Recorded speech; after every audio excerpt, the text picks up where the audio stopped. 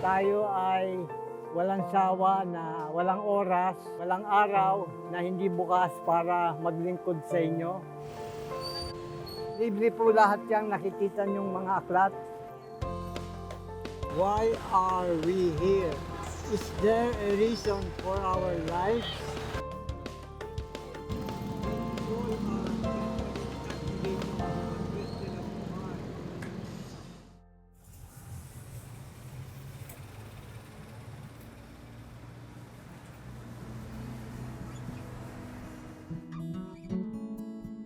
Etong 50 piraso na mga aklat na nakita ko, ang inayos ko sa harapan ng malapit sa bangketa. Doon na nga nagsimula ang Reading Club 2000. So biglang nabuhay ang mga aklat na sinimulan ko, pumasok sa loob ng garahe, umakyat sa loob ng bahay, halos lahat ng lugar sa aming tahanan ay napuno ng mga aklat. Tuloy po kayo at makita nyo. Dito naman sa loob ay makikita nyo ang mga inalay ng mga may-ari ng mga aklat. Nag-donate po sila ng mga mabibigat na libro tulad ng mga encyclopedia, religious books, at saka mga novels. Ayan po, para tayo ay magkaroon ng pagkakataon makapagbasa ng walang bayad masyado. At pwede nyo ring huwag nang ibalik kung gusto niyo yan. Dito naman ang mga aklat na pangangailangan ng mga nasa kolehiyo, K-12, engineering, nursing, education, gusto mag-teacher, sa computer, at hindi mawawala ng mga mayayamang libro ang medisina katulad ng nakikita nyo. Dito sa pangalawang lugar na pinagkasya ko ang mga aklat na mga dinodonate ng mga tao na nandito sa atin. Ang mga pocket books, storybooks pambata, at saka yung mga aklat na pinadadala sa mga probinsyang malalayo ay makikita nyo na nandito, handa nang idalhin sa kanila anumang oras na may pagkakataon.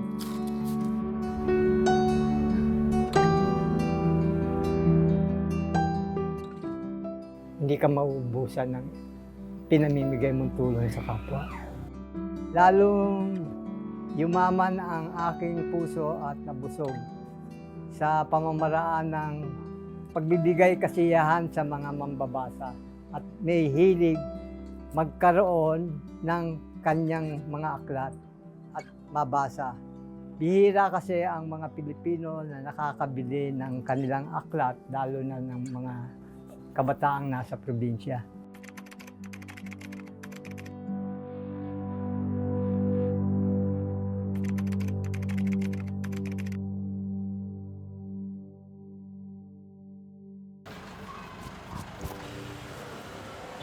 Ay, magandang hapon po.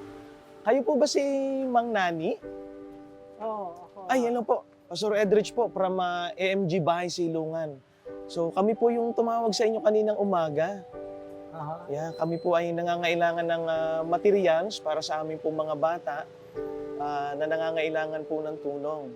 So, nabalitaan po namin, meron daw kayo dito mga free books na ipinapamigay.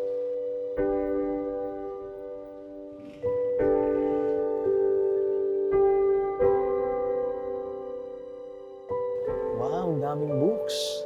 First time po namin makita yung place, mas malaki pala siya kaysa doon sa nakita namin sa social media.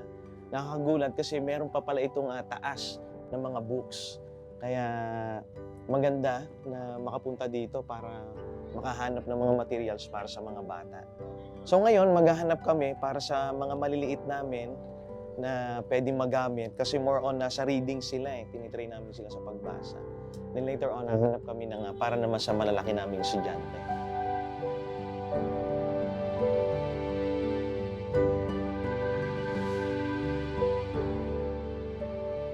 Lahat ng mga bata, in-house, doon namin sila tinuturuan at doon namin ginagawa yung aming program, which is restoration, awareness, reintegration, sustainability, and education.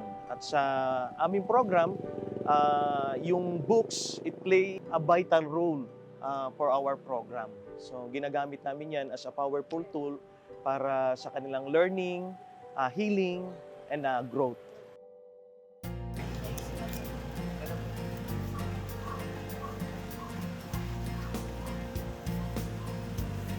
Maraming salamat po sa inyong tulong sa amin. Sana po ay patuloy kayong magpalakas para mas marami pa po ang inyong matulungan. Pag nababawasan at may kumukuha ng mga aklat dito, mayroon naman ibang naglalagay, nagpupuno ng pangailangan para makatulong. Matagal ko na siyang kilala na nakikita dito na binibigyan siya ng books, tapos pinapabasa sa mga bata. Ayun po, dito ko na lang dinala. Yan, mababasa pa ng mga bata.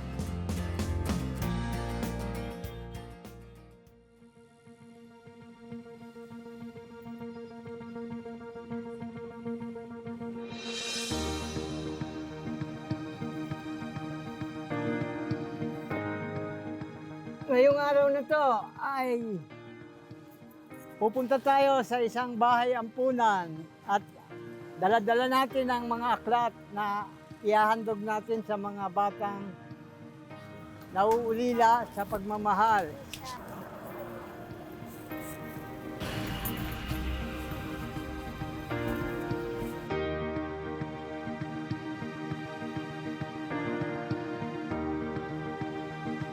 Hi, Pastor!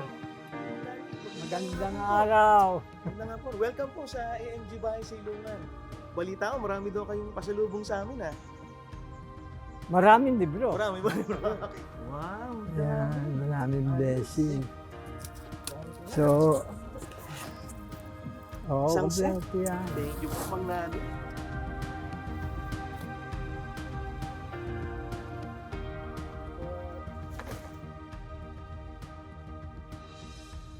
Sa ngayon po ay meron kaming 25 survivors sa loob po ng aming shelter. Tulong-tulong kami dito, like ang social worker, meron silang intervention na ginagawa, ang psychometrician, ang sa spiritual na aspeto meron din po kami. Like discipleship, devotion, and meron din kami mga sports time para ma-enjoy nila yung pagiging bata ulit nila. Hindi nila masyadong maisip yung kanilang past.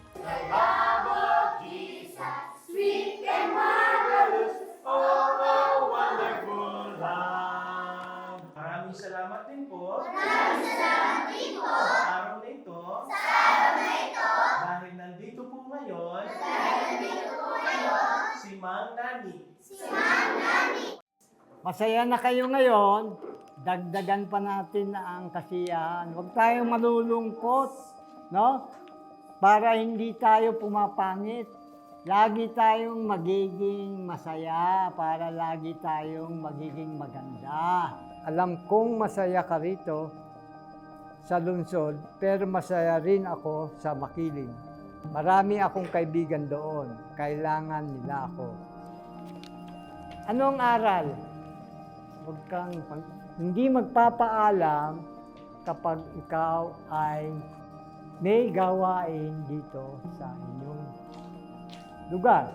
Siguro yung pagiging sensitive nila, madali silang malungkot, madaling magalit. Siguro dahil sa aloof sila sa tao, dahil nasira yung trust nila, na supposedly yung mga tao na pinagkakatiwalaan nila, yun ang magiging katulong nila, and iba yung nangyari, iba ang kanilang na-experience. Kaya siguro even sa staff, struggle din namin yun kung paano mabibuild yung trust nila sa amin. One day, the widow and whose house the girls were playing. Nakakatulong po sa akin yun. Nagpapagaan po ng loob ko. Tapos sumasaya po ako. Kada magbabasa po ako ng libro, pagtapos kong basahin ng libro na yon, inhale, exhale, tapos ayun po, parang wala na, tapos na okay na yung lahat. Malaking tulong po talaga ang mga books sa mga bata na may ganitong kadilim na experience. Natututo sila kung paano sila maging bata ulit, matuto at ma-empower at mag-grow sa iba't ibang aspeto. Para sa akin po sobrang halaga kasi may mga napupulot din po ako mga aral doon, natututo din po ako. Lalo na po yung sa iba, yung sa English kasi hindi po ako masyado magaling sa English kaya po nagpa-practice ako. Pero minsan din po naghanap din akong kwento tungkol sa mga pamilya. Tapos may mga picture na may kompletong pamilya. Lagi ko po sinasabi sa sarili ko yun, sana maranasan ko din yun kasi broken family po ako. Nagpapasalamat po sa kanya kasi may mga bagong libro na po ulit kami. Madami na po ulit kami mababasa. Nagpapasalamat po ako sa kanila tapos lagi ko pong pinagdadasal sila na sana marami din po silang matulungan ibang bata pa na hindi lang katulad ko, katulad namin. Meron kang tinatawag na satisfaction, fulfillment. Ang mahalaga sa lahat ay yung ginagawa namin ay malaking naitutulong sa kapwa.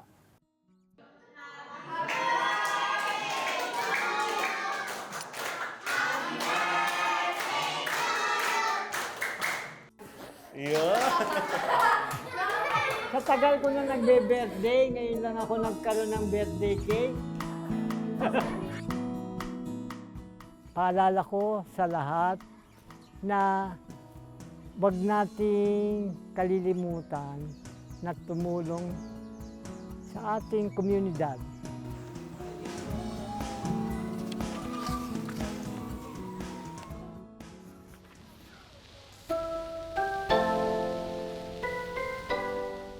Libre.